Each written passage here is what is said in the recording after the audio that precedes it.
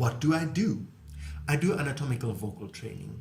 Now, everything that we produce with the voice, all the sounds, when you speak, when you sing, when you shout, when you scream, whatever you do, is all done with muscles.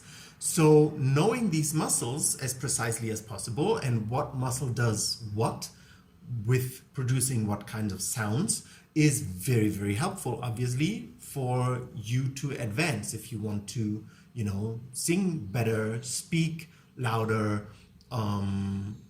sing longer phrases, be able to sing higher, then it's very helpful to know what muscle does what, because then you can specifically train that muscle. And that's also a part of the anatomical voice training, to train the motor skills. And that is already the most important foundation of anatomically vocal training, because it's applied anatomy, right? You train the motor skills. So firstly, you need awareness in order to train your muscles' motor skills. What muscle do I want to train, right? You first need to know the muscles. Secondly, you will learn how to train the certain different muscle groups in isolation. So really focusing on just that one muscle group optimally until perfection. You can really, activate the muscle, release the muscle, contract the muscle, release the muscle, and then really just use that one muscle or that just one group of muscles. And then the third step is to combine these different groups of muscles that you trained in isolation, because that's just, a bit more advanced.